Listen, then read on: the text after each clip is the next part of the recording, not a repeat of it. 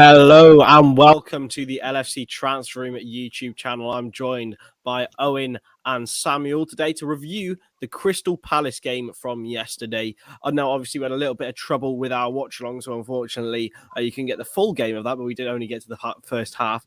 But first off, I'll check with you boys. How are you doing, Owen? First off, you had your debut yesterday, and you're back again today, mate. Yeah, I'm doing great, mate. Yeah, felt great to be on yesterday, and looking forward to again today. Yeah, and Sam's back. We all love having Sam on the channel. Got some fantastic takes, I think. So how are you, mate? You good? Yeah, man, I'm good, man. I'm good. Just got a little cough, but I'm managing. Yeah, it'll be but first of all, a couple of things to note. Sam and I both have a little tickly coughs and sore throats, so if we do lose our voices or cough, it may impact the stream. And my missus is packing her bag somewhere in the background as well, so she may appear and make the fourth guest appearance. But get your comments in. What were your thoughts about Crystal Palace yesterday? 3-0 emphatic win at home in front of the fans. We'll start off with you, Owen. How much did you see of the game? Have you seen the game since? And how impressed were you by Liverpool? I think first 5-10 minutes were a bit shaky, to be honest with you. You could see that we kind of weren't really in the game. Crystal Palace started really fast, and obviously Alisson had to make a really good save from Zaha. But after that, sort of 10 minutes, we got into the game. We sort of woke up, and it went how you would have expected it to go. Yeah, Sam, was it largely similar from you?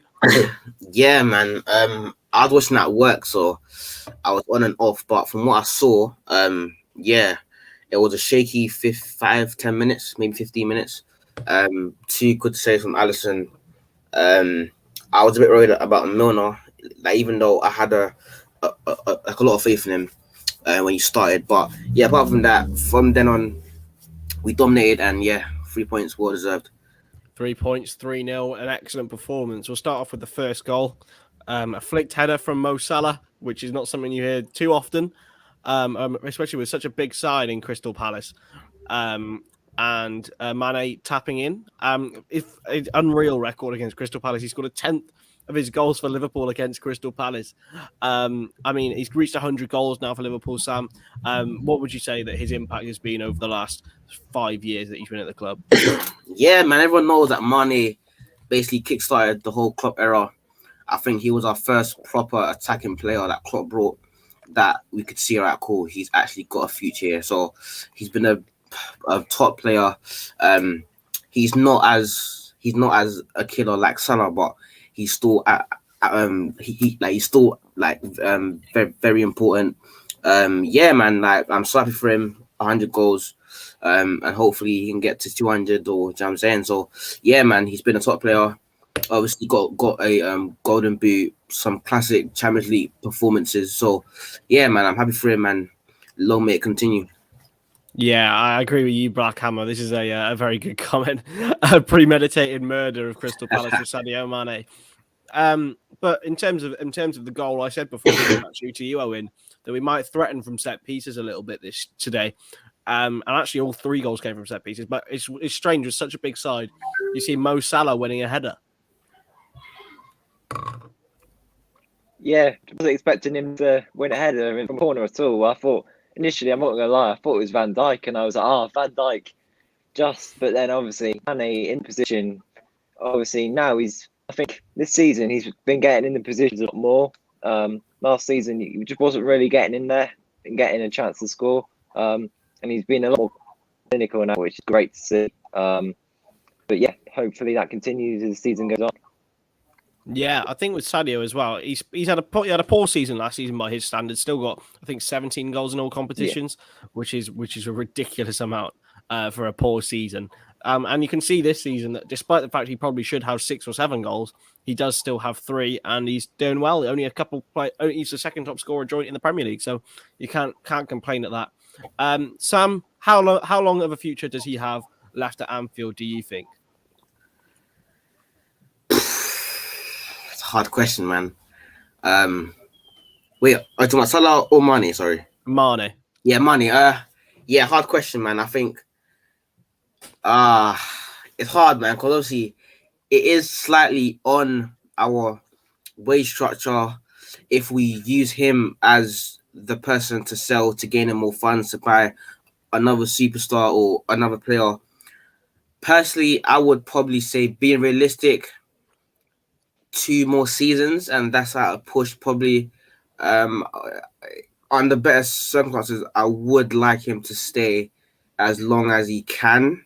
Maybe even in the future being reduced to a squad player, but we don't really do things that way here. So I'd probably say 2 seasons, maybe 3, if he can keep up better level than he has last season. But yeah. So it's a tough question because obviously we all want him to stay, but just he's probably one of the people who are probably declining just a bit. And so it would make sense at a financial standpoint to sell him and bring in someone else. But yeah. Yeah. Another thing about that goal is Kostas Tsimikas corner. He's really, really impressed so far. Now, this might be a little bit, I think it's an unpopular opinion, but, he's shown so far that he's certainly got the capability to back up Robbo, Owen. Yeah, definitely. I think Tsimikas, since he's come in and played all the games, I think I've been really, really impressed by him. He's come in and not looked phased at all, really. Obviously, we know he had the first season at Liverpool, didn't go really to plan, got COVID, lots of injury issues, just adapting to Klopp's style of play. But since he's come in this season, he hasn't looked out of depth at all. Obviously, not a perfect or finished article, if you like, but he's still a really, really good backup for Robertson. Obviously, Robertson's still the number one in that position. We know that because see what he's done the last 3-4 seasons. It's no other left back in the world has done that. But yeah, he's really, really good, to be fair. He is, isn't he? And it's sort of obviously because he had that campaign last season where he had so many injuries. We always use this phrase as Liverpool fans, but he feels like a new signing. And I genuinely really like Kostas. He's got a great personality. Yeah. But on to the second one. Another corner, as we mentioned. A flick on this time by Van Dijk, and Mo Salah rifled in for his 99th Premier League goal of the season. The first thing I'll ask you about, Owen, is the celebration. He whips off his shirt against Crystal Palace. Is it warranted? And is it down as one of his iconic moments? Is it in a red shirt in front of the Anfield crowd? Look, to be honest with you, I was a bit annoyed when it happened because I've got him in my fantasy team as captain. And I was thinking 2 points gone. But yeah, obviously, I thought it was a tiny bit strange, to be honest with you, considering Crystal Palace, like at home, to 2-0. Obviously shows how much the goal meant to him. I think I'm having a bit of connection problems at the minute, but I'll carry on. No worries, you're still here. He just obviously. Yeah, Van Dijk as well, coming up for the header. I think we missed him massively since he's been gone because we just haven't had that threat from set pieces at all, to be honest with you. We've obviously known Phillips is a good player in the air, but he just didn't. He wasn't Van Dijk, you know what I mean? But yeah, it's great to see Salah score once again. Yeah, Mo is just relentless. It seems like. It just seems like every single match he's on the score sheet. I mean, he's got that poacher's instinct, Sam. He doesn't just score like worldy. He scores headers, he scores tap-ins. Mohamed Salah, is he the best player in the Premier League? 100%, man. Like, you can make a case. To be honest, you can make a case for a lot of players in the Premier League, or for a few players in the Premier League. You say Lukaku, Ronaldo, etc. But obviously, like right now, you have to put Salah like right there. I think he's got 5 goals and assists so far this season, so he's on fire right now. He scored different type of goals. So today he scored from a corner. Against Leeds, the last Prem game, he scored a very nice goal from Trent. So like he scored so many goals against AC Milan. He scored a really nice goals also. Like he's a really good player. Probably right now, probably my favorite player right now. So yeah, man, like the top player. I love him. Sign the contract, please. That's the next step. But yeah, man, yeah.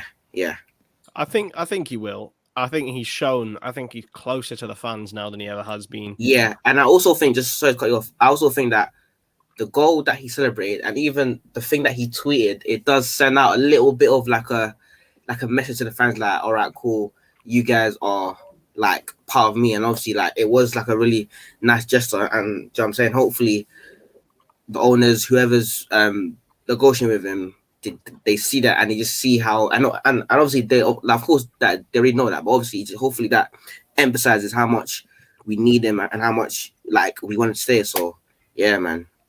I think with Mo, what really emphasizes him as a leader is when we were going through that bad patch last season, and he tweeted that we've not been good enough and that we will improve and we will get better.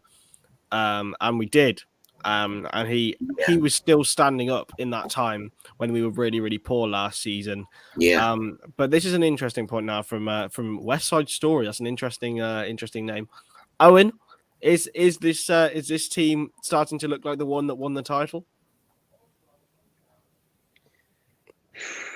It's a tough one, isn't it? I think, yeah, it's a team. It's looking like a team that won the title, but the league has changed. You know, look around us. We got Chelsea, who today absolutely brilliant against Tottenham in that game, and obviously United, who look to be absolutely sweating out results in the minute, getting a bit lucky today. But so yeah, I think it's going to be very, very difficult to actually win the title itself. But yeah, this team, I don't think is far off at all. That team that won the league title 2 years ago now? Yeah, sort of.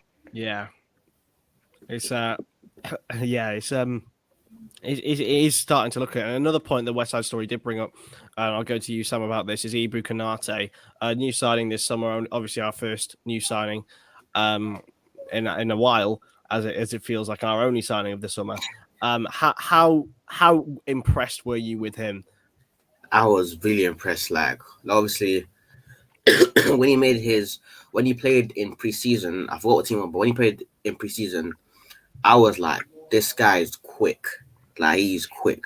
And then today, I mean, yesterday, he had a one-on-one with Benteke, and I just about thought Benteke just about got away. And then you know when like you're just like your pace is just enough to get back, and obviously yeah. So he's impressive. His progressive passing was proper impressive as well. His passing was proper good. Yeah, man, dominant. Like when he's jumping up in the air, you can't. You know what I'm saying? Like he's getting the ball. Yeah, man, he's been impressive, and you just tell that's our future, probably the defender. That I'm saying. Obviously, he's only 21, so he's got years ahead of him. Yeah. Great investment, man. Great investment. You mentioned his pace there as well as his footballing ability. I think it's like Van Dijk almost, where he is quick, but where there will be a point in the future where hopefully he doesn't need to use his pace. And if he does, it's only for an emergency situation. He looks so comfortable. I think he is the long-term replacement for Virgil. Yeah. Because he's a similar build. I mean, he's so good in the air as well. It's just... It looks like a really inspired signing, but we'll go to one of his former teammates, NABY KEITA. NABY lads. It's always NABY if buts maybes. A famous James Redmond quote, of course. No ifs buts and maybes today. Is there no ifs buts and maybes from Sam? We'll start with you then, mate. What a volley! That was crazy. That was a crazy volley, man. That was crazy. Like. The technique, left foot as well, that's his weak foot. So, and the thing is, like, we've always known this guy is capable of doing these things. Like, we've always known that this guy can pull a worldie, he can pick that pass, he can just make something happen. And obviously, with injuries and whatnot, he hasn't been given the opportunity to do that. So it's good to see that he started this season quite well, I would say. I think that was his first goal or assist. So that's good. I think he had a few good games early. I think he played against Norwich. Yeah, so he's had a few good games. So hopefully this can just kickstart him. The celebration was just crazy. Like he couldn't even believe it himself. So yeah, man. Hopefully it's the start of the new Keita story. And yeah, just like West Ham Story said, Fabinho, Keita, and Thiago, that's like the dream midfield. Like I just want to see it just for one game, But yeah, man, yeah, literally happy for him. Hopefully this is just the beginning. You know what I'm saying? It's a long season, but like hopefully he stays fit. And yeah, man, hopefully to see more of those bangers. Yeah, Naby Keita, as his celebration was. He couldn't quite believe it. But talk us through the goal, Owen. I mean, did you expect when the ball came to Naby Keita for him to unleash something quite as spectacular as that?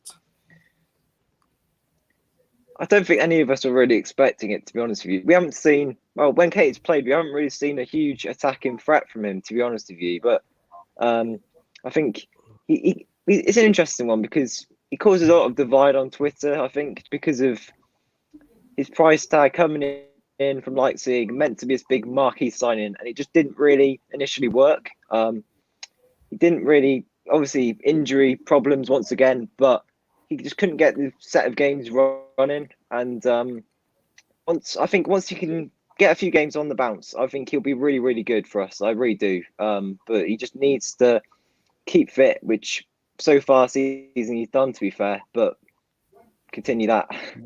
Yeah, I think Naby is in the same boat as Matip, where you can't play him in 3 games in a week. I think it'd be difficult. But also, if you get 30 games a season out of Naby Keita, then I think if we get 30 games out of Naby Keita, we've got a very good chance of winning the league this season. I think he is genuinely that good, and he does have that greater impact on games that people see. But yeah, a 3-0 win puts us level on top of the table, literally, because on alphabetical order, Chelsea won today, meaning that they have exactly the same results every week as us this season, which is unbelievable, really. Do you see Chelsea, Sam, as the biggest threat to our title challenge? Yeah, man. Oh, do you know what it is with Chelsea? I don't like their style of play. I just don't like it. I think it's too defensive, but fair play to them. They grind out results. They find a way to win games. So right now, I'll probably say that, yeah, you can't say that they're not a threat. So they're definitely a threat. The biggest threat, I still feel as if City still have gears to go. We still haven't seen KDB in full flow, Foden in full flow, Grealish in full flow. So I still feel as if it's still a Liverpool City race with Chelsea maybe potentially challenging that. But yeah, right now, definitely our biggest threat. A very good defensive system. And definitely our biggest threat right now, yeah. Especially, I think without Lukaku, I wouldn't consider them as much. But yeah. I think Lukaku, Owen, I'm sure you all agree, is the definite the cherry on top of their title challenge cake. Definitely, I think Chelsea haven't really got that main attacking scorer. You look at Timo Werner when he came on, and he just can't finish, can he? Let's be honest. So yeah, I think he's definitely going to contribute to a huge amount of their goals. But yeah, you see their fullbacks as well. I think they contribute a lot. Marcus Alonso, whether it's Chilwell or James, as for the quartet, they're all really, really good, and they got a huge amount of squad depth. When you look at so many good players and so much money spent there, but definitely a big, big threat to us. Yeah, definitely. Well, it's going to be an interesting one when we meet again at the end of the season. Nearing on the end of the season. So we've got Norwich next in the Carabao Cup. I'm not sure if either of you boys are on the preview stream for that, but you might be. I have no idea, but we'll have a chat about it anyway. How much rotation do you think Jurgen will do, and how will there be any of the players given a chance on Saturday against Palace? Will they be playing as well, Owen? There's going to be a huge amount of rotation, I think. Nat Phillips will come in. I see Kay Gordon. He didn't play for the under-23s today, I believe. So I think he could definitely feature. I'd expect Shimas to play. Who else to play? Nico Williams, I don't think will be available. So it'll be interesting to see what happens there, whether Milner comes in at right back or whether Connor Bradley. Connor Bradley, Northern Ireland international, whether he plays. I'd expect Minamino to come in at the front three, and probably alongside Origi as well, because neither of them have really got many minutes this season. Obviously, Origi played Wednesday, but if he's not going to play in this game, then when is he going to play? Yeah, I think it's interesting. Do you think? Well, it could be an interesting opportunity maybe for Trent Alexander-Arnold to captain Liverpool. Personally, on Tuesday if Milner doesn't play. personally, if I was Klopp, considering how long the season's going to be, I would rotate every single. So, okay, my team would be Kelleher, Connor Bradley, or Nico Williams. I'm not sure like who's fit, but let's say Bradley, Phillips, probably Konate maybe, because I don't think he'll play against Brentford. So Phillips and Konate, Tsimikas, midfielders probably Jones. Jones, I'm trying to think, maybe I'm not sure if he's even ready, but there's an under 23 or under 18 Balagzi, and he's proper rated by the Liverpool setup, so probably him. To be honest, like I will just put as many French players in as possible, just with the view of just trying to preserve our key players, because Thiago's been injured, and like slowly is like it's been Elliot and now Thiago, so now we just need to make sure that we don't get too many injuries. So me personally, I wouldn't really give a toss about the game if I was Klopp like that, because I just feel like with the injuries coming up and just we still have like a long way to go. So yeah. Yeah, I mean, it could be an opportunity for Oxlade-Chamberlain as well. Yeah. Maybe either on the left or in central midfield. He can play both, or in the false nine even, as I love to profess every week. The Bobby Roll. Yeah, exactly. But also Minamino and Origi can play there, so who knows what will happen. But join us tomorrow. We're going to be doing a predicted 11 for that. I'm not sure if you boys are there, but I'm sure we'll be doing something on Norwich tomorrow, as well as a watch along and a match day reaction afterwards on Tuesday. But yeah, thank you very much for interacting, everyone, and thank you very much for Owen and Samuel for joining me. We'll catch you in the next video in the LFC transfer room. And